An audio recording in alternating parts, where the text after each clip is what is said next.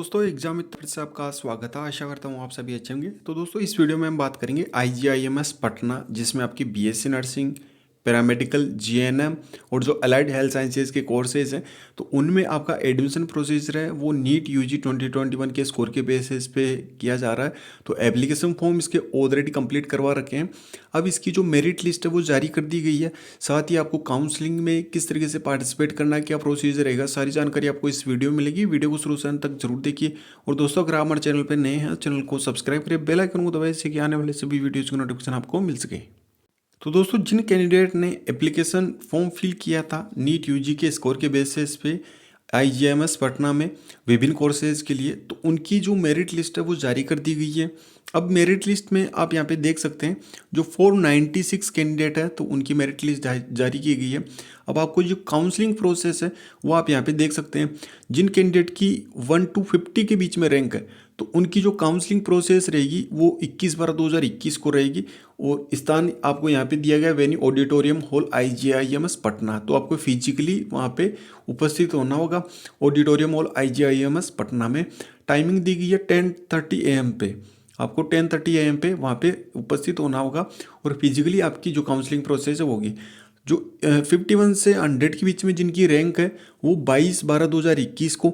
तो इस तरीके से आप यहाँ पे देख सकते हैं जिन कैंडिडेट की यहाँ पे रैंक दी गई है तो उस रैंक के अकॉर्डिंग यहाँ पे डेट भी दी गई है। तो उसी डेट को उनकी जो काउंसलिंग प्रोसेस है वो वहाँ पे कंडक्ट करवाई जाएगी।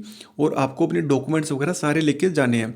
डॉक्यूमेंट क्या लेके जाने हैं, क्या प्रोसीजर रहेगा, सारी जानकारी मिलेगी। वीडियो थोड़ा लंबा होगा, वीडियो को जरूर पूरा देखिए जिससे कि आपकी कोई भी डाउट ना रहे।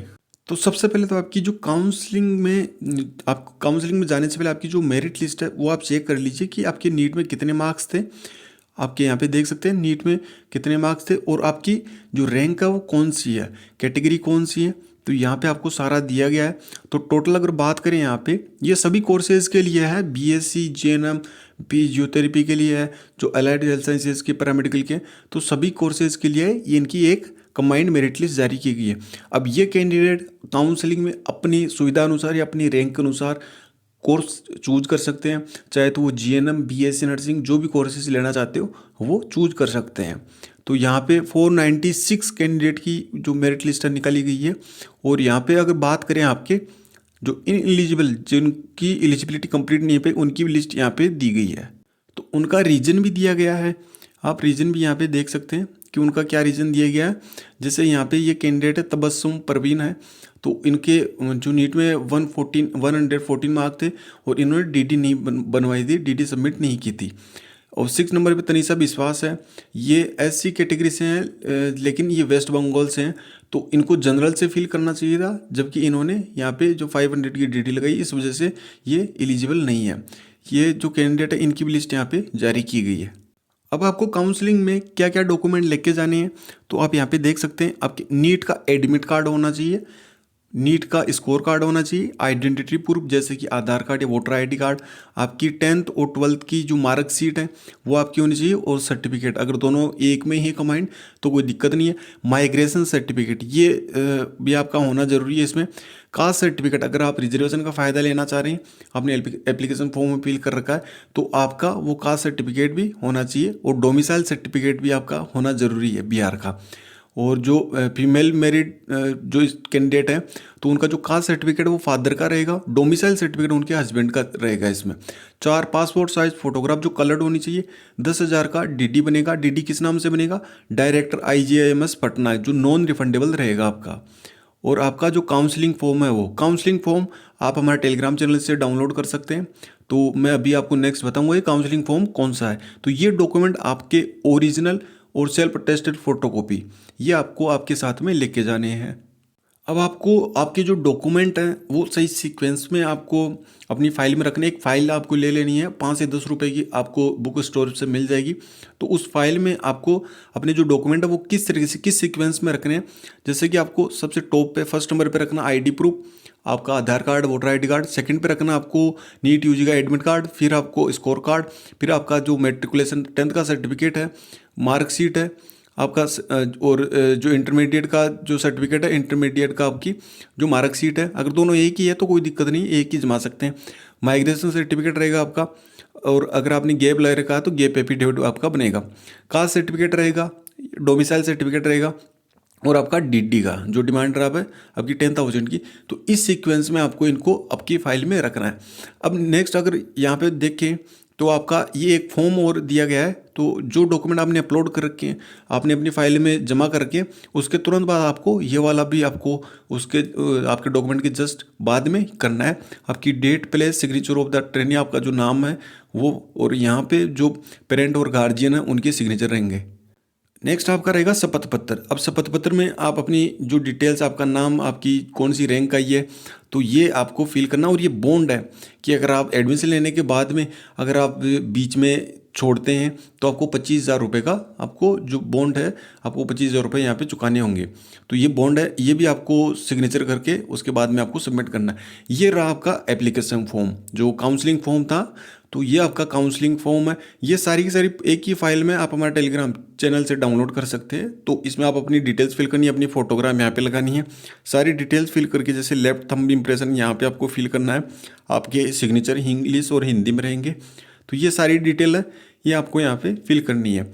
और यहाँ पे जैसे जो प्रोविजनल सीट अलॉटमेंट लेटर है, ये आपका यहाँ पे जो आपकी डिटेल्स है वो फिल की जाएगी। और ये जो अलॉटमेंट लेटर है ये आपका साइन किया जाएगा जो अथॉरिटी है उनके, जो ऑफिसर है उनके द्वारा। अब आपकी जो फीस स्ट्रक्चर है वो आप यहाँ पे देख सकते हैं कि बीएससी नर्सिंग के लिए कितनी फीस है, डिग्री कोर्सेज के लिए कितनी फीस है। मैंने ऑलरेडी आपको वीडियो में डिटेल में बता रखा है, तो आप इसका स्क्रीनशॉट लेके समझ लीजिए कि किस किस कोर्सेज के लिए कितनी कितनी फीस है। अब दोस्तों बात करते हैं आपकी सीट मैट्रिक्स के बारे में कि कौन से कोर्स में कितनी सीट है। तो आप यहाँ पे देख सकते हैं दोस्तों, जो बीएससी नर्सिंग है वो केवल फीमेल कैंडिडेट के लिए है। टोटल इसमें 50 सीट है और आपकी कैटेगरी वाइज यहाँ पे डिवाइड किया गया है। अभी जैसे आप यहाँ पे देखेंगे तो अनरिजर्व के लिए 13 सीट है। अनरिजर्व जो आपकी ईडब्ल्यूएस में 4 सीट दी गई है, और बीसी के लिए आपकी 4 सीट दी गई है, ईबीसी के लिए 6 सीट है, एससी के लिए 5 सीट है। तो इस तरीके से इन सीटों का यहाँ पे डिस्ट्रीब्यूशन किया गया है। अब आपकी जो कट ऑफ है उसके बारे में बीएससी नर्सिंग की बात करें तो दोस्तों कट ऑफ का प्रिडिक्शन कर पाना मुश्किल, क्योंकि 496 आपके जो मेरिट लिस्ट निकाली गई है, अब इनमें से कौन सा कैंडिडेट कौन से कोर्स में जाना चाह रहा है ये उस पर डिपेंड करता है। और 496 कैंडिडेट में से जिनकी अच्छी रैंक है, अगर यहाँ पे टोटल सीट्स की बात करें, यहाँ पे अगर आप देख सकते हैं यहाँ पे बीपीटी की है वो केवल 10 सीट ही है। अब 10 सीट को अगर टॉप 10 कैंडिडेट की बात करें तो जैसे कि 1 to 10 कैंडिडेट वाले ओनली बीपीटी लेना चाह रहे हैं, तो फिर बाकी जैसे 11 से, ये मैं एग्जांपल के तौर पे बता रहा हूँ, फिर 11 से कौन सा प्रेफरेंस फील करेंगे वो कैंडिडेट पे डिपेंड करता है। तो जैसे यहाँ पे 1 से 50 जिनकी रैंक है वो केवल नर्सिंग ही लेना चाह रहे हैं, लेकिन अगर उसमें मेल कैंडिडेट है 1 से 50 रैंक के बीच में तो फिर वो नर्सिंग नहीं ले पाएंगे, फिर वो अदर कोर्सेज में जाएंगे। तो इस तरीके से इसका जो बिल्कुल एग्जैक्ट प्रिडिक्शन कर पाना मुश्किल है, क्योंकि जो टोटल सीट है अगर आपके बीएससी नर्सिंग है ये ओनली फॉर फीमेल के लिए, जीएनएम है वो भी ओनली फॉर फीमेल के लिए। तो जीएनएम में भी आप यहाँ देख सकते हैं जो टोटल सीट है वो आपकी 50 दी गई है। अब इनका डिस्ट्रीब्यूशन है वो आप यहाँ पे देख सकते हैं। और अदर जो कोर्सेज है जैसे आपका diploma in medical record technology है 2 साल का कोर्स है, इसमें टोटल सीट आप देख सकते हैं 4 ही सीट दी गई है। यूरोलॉजिकल टेक्नोलॉजी में 2 सीट दी गई है। तो अब इनमें से 2 सीट में जो दी गई है, अब ये कौन से कैंडिडेट फिल करेंगे वो उन पे ही डिपेंड करता है। तो आपकी अगर सीट मैट्रिक्स का आप स्क्रीनशॉट लेना चाहें तो आप ये ले सकते हैं और इसको अच्छे से समझ सकते हैं। अब काफ़ी सारे कैंडिडेट के ये रहेगा कि सर हम काउंसलिंग में पार्टिसिपेट करवाएं या नहीं करवाएं, तो दोस्तों ये आप पे डिपेंड करता है, क्योंकि 10,000 की डीडी भी बनेगी और नॉन रिफंडेबल है। तो ये डिसीजन आपका है कि आप करवाना चाहते हैं या नहीं करवाना चाहते हैं। अगर यहाँ पे टोटल इन सीट्स की बात करें जो बीएससी नर्सिंग, जीएनएम या, तो ये आपकी जो टोटल सीट है वो 190 है। आपके जो डिप्लोमा कोर्स है जीएनएम, बीएससी नर्सिंग, बीपीटी जितने भी कोर्स 190 है। और जो काउंसलिंग में मेरिट लिस्ट निकाली गई है वो 496 कैंडिडेट की निकाली गई है। टोटल सीट की बात करें तो अगर इसमें बात करें 190 जिनकी रैंक है तो वो तो लगभग सेफ दिख रहे हैं, लेकिन अब उनमें भी ये डिपेंड करेगा कि वो कौन से कोर्स में जाना चाहते हैं, कौन से कोर्स में नहीं जाना चाहते। लेकिन ये 190 सीट है वो अलग अलग कोर्सेज के लिए है। एक कोर्स में होता तो 190 तक बिल्कुल कन्फर्म था कि 190 कैंडिडेट है वो कन्फर्म है, लेकिन इसमें जो 190 सीट है वो अलग अलग कोर्सेज के लिए है। तो दोस्तों आप अपनी काउंसलिंग है उसकी मैंने सारी प्रोसेस आपको समझा दी हुई है। अगर कोई भी डाउट कमेंट बॉक्स में पूछ सकते हैं। मिलते हैं नेक्स्ट न्यू वीडियो में नेक्स्ट न्यू अपडेट के साथ में। धन्यवाद। जय हिंद, जय भारत।